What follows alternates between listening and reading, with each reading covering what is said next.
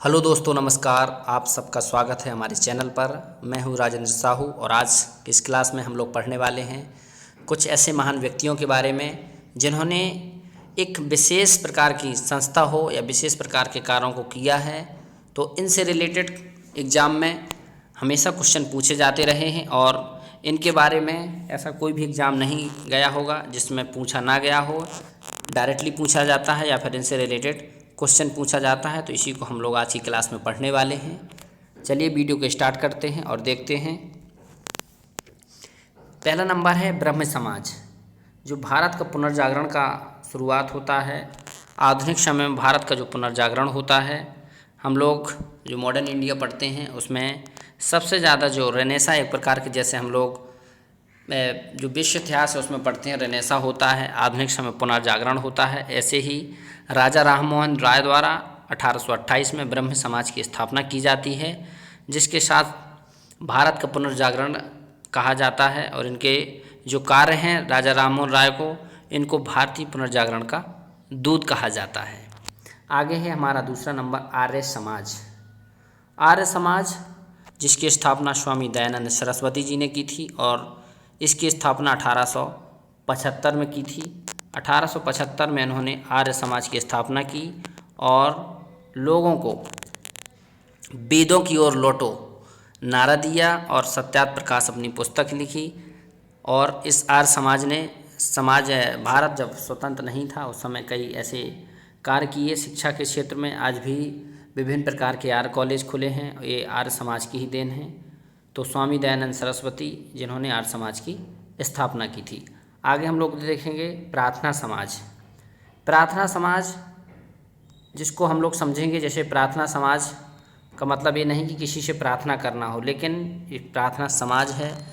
इसी प्रार्थना समाज जो पूर्व में ब्रह्म समाज थी, उसी के आत्मारंग पांडुरंग उससे जुड़े थे, लेकिन आगे जाके आत्मारंग पांडुरंग प्रार्थना समाज की स्थापना करते हैं। और एग्जाम में कई बार पूछा गया है कि प्रार्थना समाज की स्थापना किसने की, तो आत्माराम पांडुरंग ने।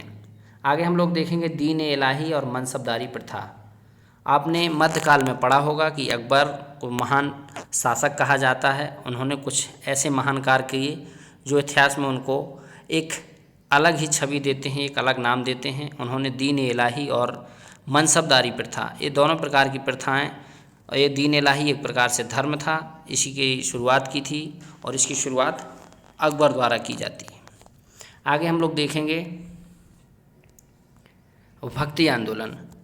भारत में जब विभिन्न प्रकार की कुरीतियाँ समाज में विभिन्न प्रकार के, जैसे कि अवनमन की बात होती है, तो समय समय पर विभिन्न प्रकार के आंदोलन होते रहे हैं।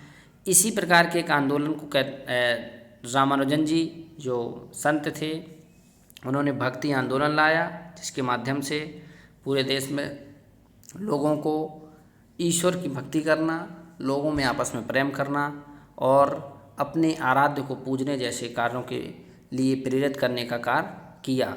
और ये भक्ति आंदोलन आधुनिक जो इतिहास हम पढ़ते हैं इससे पूर्व जो मध्यकालीन था, इसमें जो संत परंपरा है इसका विकास इसी भक्ति आंदोलन से होता है। सिख धर्म जैसा कि आप लोग जानते हैं कि जो सिख धर्म था वो हम लोग मध्यकाल में पढ़ते हैं कि सिख धर्म की स्थापना गुरु नानक जी करते हैं। और गुरु नानक सिखों के प्रथम गुरु थे। इन्हीं को सिख धर्म के प्रथम अनुयायी के रूप में, सिख धर्म में जो मान्यताएं हैं, गुरु को भगवान माना जाता है और गुरु नानक देव इसके प्रथम गुरु थे। आगे हम लोग देखेंगे बौद्ध धर्म की स्थापना गौतम बुद्ध करते हैं। और गौतम बुद्ध जो आज बौद्ध धर्म पूरी दुनिया में फैला हुआ है, इसका जो स्थापित करने का कार्य किया था बौद्ध के अनुयायी थे गौतम बुद्ध धर्म इन्होंने माना और इसको पूरी दुनिया में फैलाया। आगे हम लोग देखेंगे जैन धर्म जिसकी स्थापना महावीर स्वामी करते हैं। और इन्होंने जैन धर्म के माध्यम से विभिन्न प्रकार के अनीश्वरवाद, ईश्वर को एक मान करके आत्मा अनीश्वर है, मतलब अनश्वर है, इसको माना। और महावीर स्वामी जो थे जैन धर्म को मानने वाले थे।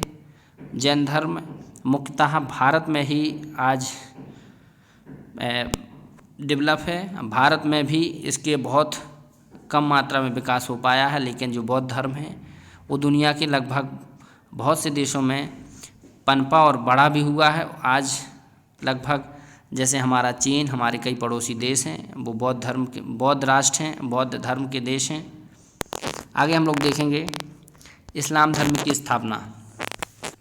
इस्लाम धर्म की स्थापना हिजरी, संवत, इस सब का कार्य जो किया, उसका काम किया हज़रत मोहम्मद साहब ने। हज़रत मोहम्मद साहब इस्लाम धर्म के संस्थापक माने जाते हैं और इन्होंने ही हिजरी संवत की शुरुआत की थी। पारसी प्रवर्तक, पारसी एक धर्म होता है और इसी के प्रवर्तक थे जरथुस्त्र। आगे हम लोग देखेंगे शक संवत। संवत होते हैं, जैसे शक संवत होता है, एक विक्रम संवत होता है, और इसी शक संवत की जो शुरुआत होती है उसको कनिष्क द्वारा किया गया। कुषाण वंश के शासक थे कनिष्क, इन्हीं के समय में शक संवत आता है। आगे देख लेंगे मौर्य वंश का संस्थापक। मौर्य जो हम प्राचीन भारत पढ़ते हैं, प्राचीन भारत का जो सबसे महान सम्राट होता है मौर्य वंश में, उनमें से एक चंद्रगुप्त मौर्य भी हैं। चंद्रगुप्त मौर्य मौर्य वंश की स्थापना करते हैं और उसके बाद मौर्य वंश आगे जाता है और मौर्य वंश के ही शासक अशोक थे, जिनको बहुत महान शासक माना जाता है। इसके बाद हम लोग देखेंगे न्याय दर्शन। न्याय दर्शन ये विभिन्न प्रकार के दर्शन हैं, चाहे न्याय हो, वैशेषिक, सांख्य, योग, मीमांसा, ये दर्शन है। इनके माध्यम से विभिन्न प्रकार के ऋषि मुनियों ने अपने अपने दर्शन दिए। तो न्याय दर्शन को दिया था गौतम ऋषि ने, और वैशेषिक दर्शन महर्षि कणाद, सांख्य दर्शन महर्षि कपिल, योग दर्शन महर्षि पतंजलि। योग जो आज बहुत ज़्यादा प्रचलित है, इसको देने वाले थे हमारे ऋषि महर्षि पतंजलि। मीमांसा, मीमांसा का मतलब होता है किसी चीज़ को जानने की इच्छा। मीमांसा इसको दिया था महर्षि जैमिनी ने। आगे हम लोग देखेंगे और भी बहुत महत्वपूर्ण चीज़ें इसमें जुड़ी हुई हैं। रामकृष्ण मिशन। रामकृष्ण मिशन की स्थापना करते हैं स्वामी विवेकानंद। स्वामी विवेकानंद जैसा कि जानते हैं कि जो हमारा भारत है, भारत के उन महान व्यक्तियों में शामिल हैं जिन्होंने भारत का एक विश्व स्तर पर एक असली पहचान दी। 1893 में शिकागो धर्म सम्मेलन में इन्होंने अपना भाषण दिया और उसके बाद भारत की एक अलग छवि बनी। इन्होंने 1897 में रामकृष्ण मिशन की स्थापना की। आगे हम लोग देखेंगे गुप्त वंश का संस्थापक। गुप्त वंश, हम लोग इतिहास में गुप्त वंश पढ़ते हैं, तो उसी गुप्त वंश के संस्थापक थे श्रीगुप्त। खालसा पंथ, अभी मैंने आपको बताया कि सिख धर्म की स्थापना गुरु नानक देव ने की थी, और खालसा पंथ जो कि गुरु गोविंद सिंह जी ने की थी, और ये सिखों के 10वें गुरु थे। इन्होंने खालसा पंथ की स्थापना की। आगे हम देखेंगे मुग़ल साम्राज्य की स्थापना। मुग़ल जो साम्राज्य था उसकी भारत में लाने की जो योजना थी, उसको भारत में लेकर के आए मुग़ल, वो थे बाबर। यहीं पर बाबर ने इब्राहिम लोदी के साथ युद्ध किया और उसके बाद भारत में मुग़ल साम्राज्य की स्थापना हो जाती है। 1526 में युद्ध होता है और इसके बाद बाबर भारत में मुग़ल साम्राज्य की स्थापना करते हैं और दिल्ली सल्तनत का समय समाप्त हो जाता है। इसके बाद विजयनगर साम्राज्य की स्थापना। विजयनगर साम्राज्य, आज भी विजयनगर के अपने अवशेष मिलते हैं। विजयनगर एक इतिहास में फेमस जगह थी। हरिहर और बुक्का नाम के 2 भाई थे। इन्होंने 1336 में विजयनगर की स्थापना की और विजयनगर एक बहुत शक्तिशाली साम्राज्य था। आगे हम लोग देखेंगे दिल्ली सल्तनत। दिल्ली सल्तनत की स्थापना कुतुबुद्दीन ऐबक ने, जो कि 1206 में आता है।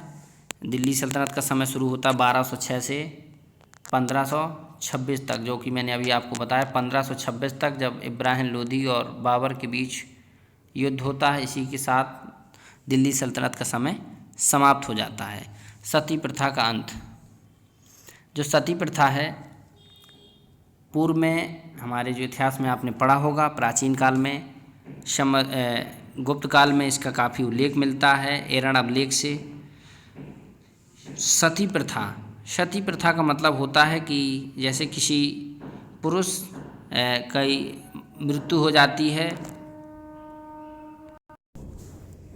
सती प्रथा का मतलब होता था कि कोई यदि किसी की पत्नी है, उसका पति एक्सपायर हो जाता है, उसकी मृत्यु हो जाती है, उसका निधन हो जाता है, तो पति की ही चिता के साथ पत्नी को भी जलाया दिया जाता था। उसी पर बैठ कर के पत्नी अपने शरीर को त्याग देती थी और ऐसी प्रथा को सती प्रथा कहा जाता था। इसी को लॉर्ड विलियम बेंटिक द्वारा 1829 में इसकी समाप्ति की जाती है और इनके इस महान कार्य के बाद भारत में सती प्रथा जैसी बहुत कम घटनाएं देखने को मिली और आज वर्तमान में तो ऐसी घटना आपने कभी सुनी ही नहीं होगी। आगे हम लोग देखेंगे असहयोग आंदोलन, सबने अवज्ञा आंदोलन, खेड़ा आंदोलन, चंपारण, नमक और भारत छोड़ो। ये सभी जो महान कार्य जो हैं वो हमारे देश के राष्ट्रपिता महात्मा गांधी जी द्वारा किए गए। चाहे असहयोग आंदोलन हो 1920 का, सविनय अवज्ञा आंदोलन हो 1930 का, खेड़ा आंदोलन हो 1918 का, चंपारण सत्याग्रह हो 1917 का, नमक कानून हो 1930 का, चाहे भारत छोड़ो आंदोलन हो 1942 का। इन्हीं सब कार्यों को किया है हमारे देश के राष्ट्रपिता महात्मा गांधी जी द्वारा। आगे हम लोग देखेंगे हरिजन संघ की स्थापना। हरिजन संघ की स्थापना भी महात्मा गांधी द्वारा की जाती है। हरिजन जो दलित और पिछड़े समाज के लोग थे उनको महात्मा गांधी हरिजन कह के बुलाते थे और इन्हीं हरिजन वर्ग की विकास के लिए, इनके उत्थान के लिए हरिजन संघ की महात्मा गांधी स्थापना करते हैं। आज़ाद हिंद फौज की स्थापना। आज़ाद हिंद फौज की स्थापना वैसे तो रासबिहारी बोस को माना जाता है, लेकिन इसमें जो महत्वपूर्ण भूमिका थी सुभाष चंद्र बोस की थी और आज़ाद हिंद फौज का वास्तविक संस्थापक सुभाष चंद्र बोस को ही माना जाता है। आज़ाद हिंद फौज जिसकी स्थापना 1945 में होती है और आज़ाद हिंद फौज भारत की लड़ाई में अपनी महत्वपूर्ण भूमिका निभाती हैं, भारत को स्वतंत्र कराने में अपनी भूमिका निभाते हैं। भूदान आंदोलन। भूदान शब्द से ही आप समझ रहे होंगे, भूदान, भू मतलब भूमि का दान। जब भारत आज़ाद होता है, आज़ाद होने के बाद भारत के कुछ ऐसे राज्य होते हैं जहाँ पर, जैसे कि साउथ के कुछ ऐसे प्रदेश थे जहाँ पर किसान खेती का जो हम लोग जैसे देखते हैं राज्यों में कि 4 बीघे 6 बीघे 10 बीघे, तो ऐसे ही कुछ ऐसे काश्तकार थे जिनके पास 100 500 1 1000 बीघे ज़मीन थी और कुछ ऐसे किसान थे जिनके पास 2 से 4 6 10 और कुछ